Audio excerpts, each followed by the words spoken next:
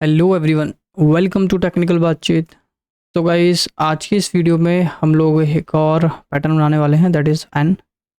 Okay. सो जैसे कि मैं हमेशा रिकमेंड करता हूँ कि इस पैटर्न को सॉल्व करने से पहले आप सबसे पहले ये वाले पैटर्न को देखिए। जो भी इस वीडियो को फर्स्ट टाइम देख रहे हैं, डायरेक्टली इस वीडियो मतलब इस पैटर्न को बना रहे हैं, तो मैं रिकमेंड करूँगा कि ये वाले पैटर्न को ज़रूर देखें आप। ओके, उसके बाद आप डायरेक्ट इस पे आ सकते हैं, क्योंकि उसमें ज़्यादा एक्सप्लेनेशन किया है हमने as compare to others. Okay, तो यहाँ पर हम सिर्फ लॉजिक देखेंगे। ओके, बाकी सारा एक्सप्लेनेशन नहीं होगा।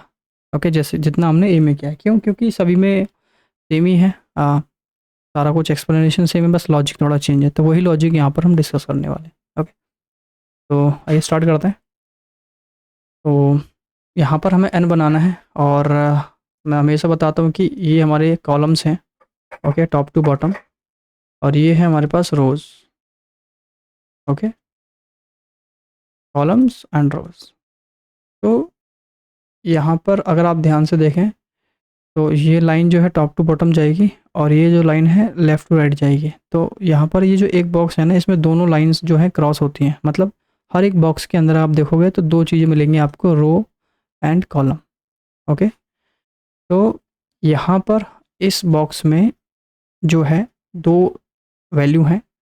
पहली वैल्यू जो है वो रो की है, और दूसरी वैल्यू है कॉलम की। ओके, इसी तरीके से सभी में हर बॉक्स के अंदर फर्स्ट वैल्यू रो की वैल्यू कहलाएगी, और दूसरी वैल्यू जो है कॉलम की वैल्यू। ओके। ओके, होपफुली समझ आ गया होगा रो क्या है, कॉलम क्या है। ओके, तो हमारा मेन लॉजिक क्या है कि अगर मुझे एन बनाना है, तो मुझे इस तरीके से लाइन ड्रॉ करनी पड़ेगी यहाँ पर। ओके, एंड ये जाएगा यहाँ। ओके, तो कुछ इस तरीके से एन बनेगा। ओके, तो अब हमको ये देखना है कि ये जो एन हमने जो बनाया है, इसमें लाइन जो ड्रॉ की है, इस लाइन में जैसे कि ये लाइन हमने बनाई है, तो इस लाइन में देखना है कि इस बॉक्स में देखना है हमारे पास कॉमन वैल्यू क्या है। ओके, तो कॉमन वैल्यू अगर आप ध्यान से देखो तो यहाँ पर हमको 1 1 1 मिल रही है। ओके, तो ये जो 1 है, वो जो वैल्यू है वो कॉलम की है। ओके, रो की नहीं है। रो की वैल्यू तो ये सारी है। ओके, और कॉलम की ये है। तो ये जो 1 1 जो है कॉलम की वैल्यू है। तो आप बोल सकते हो कि अगर कॉलम की वैल्यू अगर आपको 1 मिलती है, तो हम स्टार प्रिंट कराएंगे, मतलब एस्ट्रिक। इस तरीके से जो यहाँ दिख रहा है आपको, इस तरीके का स्टार लाइन प्रिंट होगी। लाइन प्रिंट नहीं होगी, स्टार स्टार स्टार प्रिंट होंगे। ओके, एंड अब मुझे इस वाले का देखना है। तो इसमें देखा जाए तो कॉमन क्या है, इसमें मुझे कॉमन दिख रहा है 5, और ये जो 5 है ना, वो कॉलम साइड का है। तो यहाँ पर लॉजिक ये लगता है कि अगर कॉलम की वैल्यू इक्विवेलेंट होगी किससे, 5 से। ओके, तो ये आपका क्या कहते हैं, ये लाइन ड्रॉ हुई, मतलब स्टार ड्रॉ होंगे। ओके, एंड उसके बाद बात करते हैं नेक्स्ट, दैट इज़ ये लाइन है। और इस लाइन को ड्रॉ करने के लिए यहाँ पर भी हमको कॉमन देखना। देखिए कॉमन क्या है। तो अगर आपको नज़र आया हो इसमें कॉमन क्या है, ये देखिए इस वाले में ये लाइन टच होगी। ये बॉक्स है, इसके लिए ये बॉक्स है, ये है, और ये है। तो हमारी जो एन बनाने के लिए जो लाइन टच हो रही है, ये वाली है। ओके, ये इस बॉक्स के अंदर है। तो अब ये देखना है इन बॉक्सेस के अंदर क्या कॉमन है हमारे पास। तो अगर आपने आइडेंटिफाई कर लिया, देखिए कॉमन ये है कि हर एक बॉक्स में रो की वैल्यू और कॉलम की वैल्यू जो है वो इक्विवेलेंट है। ये देखिए। ओके, ये इक्विवेलेंट है, रो एंड कॉलम की वैल्यू, रो एंड कॉलम की वैल्यू, रो एंड कॉलम की वैल्यू। ओके, तो आप यहाँ बोल सकते हैं कि रो की वैल्यू और ओके, रो की वैल्यू इक्विवेलेंट है अगर कॉलम की वैल्यू से, या इसका अपोजिट कर सकते थे कि कॉलम की वैल्यू अगर इक्विवेलेंट है रो की वैल्यू से। ओके, चॉइस दोनों तो सेम ही होने वाला है। ओके, तो यहाँ पर हो गया। आई होप यहाँ पर समझ आ गया होगा। बट यहाँ पर एक एक प्रॉब्लम है। नहीं, मतलब सॉल्यूशन तो हो गया आपका। ओके, इसको डायग्राम बनाने वाले हैं, बट बात ये है कि ये जो साइज़ है ना, ये जो हमने एन बनाया है वो 5 बाय 5 का है। मतलब इसमें 5 तो कॉलम है और 5 रोज़ हैं। ओके, अब ज़रा सोचो कि अगर हमारे पास इसका साइज़ अगर बढ़ जाए। ओके, तो साइज़ बढ़ेगा तो उस केस में यहाँ पर जो एन बनेगा वो इस ऐसे बनेगा। ओके, क्या लॉजिक में कुछ चेंज होगा क्या, वो मैं यहाँ पर दिखाना चाह रहा हूँ आपको। तो यहाँ पर लॉजिक में ज़्यादा कुछ चेंज नहीं होने वाला। ये देखिए कैसे कि हमने बोला था कॉलम की वैल्यू 1 रहेगी, तो देखिए यहाँ पर कॉलम की वैल्यू 1 ही है, ठीक है, कोई दिक्कत नहीं है।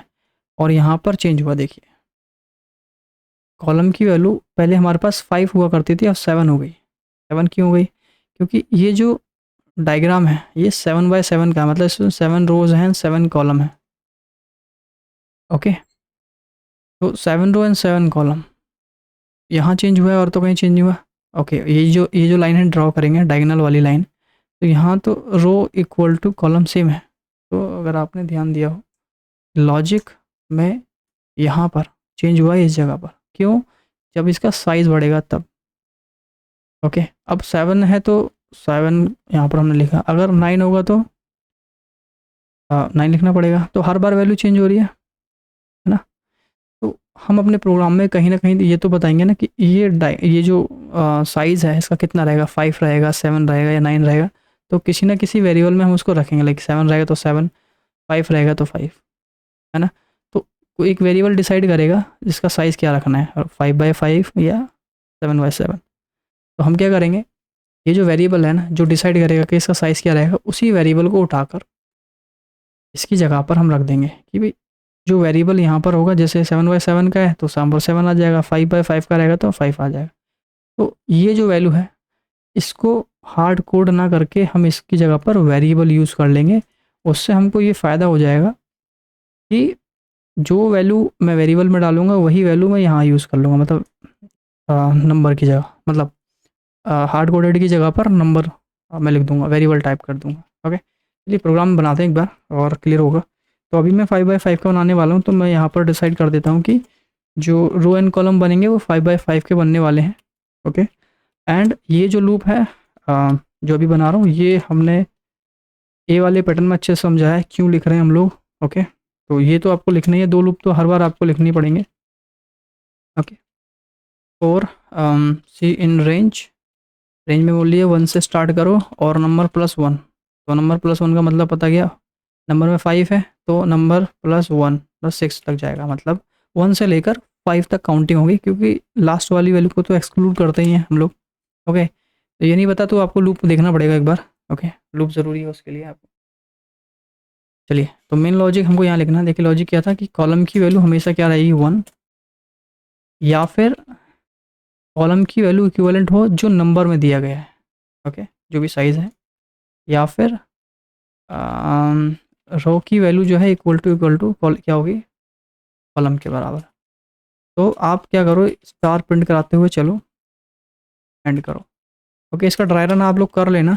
ओके, ये मैंने ए वाले पैटर्न बताया है, ए वाला पैटर्न अगर आप करते जा रहे हो ना तो ये चीज़ें जो हैं आपको 100% समझ आएंगी, लेकिन आपने उसको फॉलो नहीं किया ना तो यहाँ आपको डिफ़िकल्टीज आ सकती है। हम क्यों लिख रहे हैं ये सभी सभी पैटर्न में हमने लिखा है, सभी पैटर्न में। ओके, तो बेटर है कि आप एक बार ए को कंप्लीट कर लें। ओके, तो चलिए मैं स्टार्ट करता हूँ, यहाँ पर इसको रन करा दें। ये प्रॉब्लम है, फाइल का नाम गलत है क्या, सॉरी, जी नहीं, यहाँ पे होना चाहिए एन। देखिए एन हो गया। अब हमको फ़ायदा क्या है कि अगर मैं यहाँ पर 7 लिख दूंगा तो ऑटोमेटिकली इसका जो साइज़ है वो इंक्रीज़ होगा।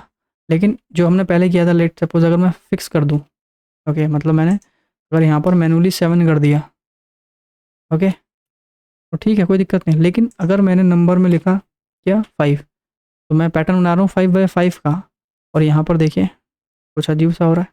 तो मुझे इसमें क्या करना पड़ेगा, 5 करना पड़ेगा 5 को बनाने के लिए। ओके, अगर मैंने इसका 7 का कर दिया, ओके, फिर मैं दोबारा रन करता हूँ, देखिए प्रॉब्लम हो गया। तो मुझे फिर से यहाँ 7 लिखना पड़ेगा। मतलब ये है कि जो जो इस नंबर में वैल्यू आ रही है वही वैल्यू मुझे बार बार यहाँ लिखनी पड़ रही है, क्योंकि लास्ट वाला कॉलम टच करना है ना। तो लास्ट कॉलम तो वही रहेगा जो नंबर में डाला जाएगा, है ना। अगर मैंने 7 बाय 7 किया है तो ये नंबर में 7 लिखा होगा। ओके, तो बेस्ट है कि आप यहाँ पर नंबर में डाल दो। हो गया, इसी तरीके से जितना भी साइज़ में इंक्रीज़ करो वो ऑटोमेटिकली ये जो है वैल्यू जाएगी। ओके, अगर मैंने 9 बाय 9 का बनाया होता तो नंबर में मैं क्या रख देता, 9। ओके, तो यहाँ पर ये इंक्रीज़ होता 1.8 1.9। तो उस केस में मुझे लास्ट वाले कॉलम को टच करना पड़ता, तो लास्ट वाला कॉलम का नंबर हमने यहीं लिखा हुआ है ना, तो 9 ना लिख करके हम वेरिएबल का नाम लिख रहे हैं बस। होपफुली समझ आया होगा किस तरीके से काम कर रहा है ये। ओके, तो अभी भी अगर कोई डाउट रहता है आपके माइंड में तो आप मेरे को बता सकते हैं कमेंट के ज़रिए। आज के लिए बस इतना ही है, और चलिए एक काम करते हैं, कुछ सोचते हैं क्या पैटर्न आगे मैं आपके लिए दे सकता हूँ। एन के बाद हम बनाएंगे जे ट्राई करेंगे। ओके, जे जे आपको अपने एंड से एक बार ट्राई करना है। ओके, चलिए तो बस आज के लिए इतना ही है, और अगर वीडियो पसंद आई है तो उसको लाइक शेयर एंड चैनल को सब्सक्राइब कीजिए। अगर कोई फीडबैक है या कोई कमेंट है जो भी आप देना चाहते हैं या कोई सजेशन है तो आप कमेंट के ज़रिए मुझे दे सकते हैं। ओके, जो भी आपका सजेशन है। थैंक यू सो मच, मिलते हैं नेक्स्ट वीडियो में।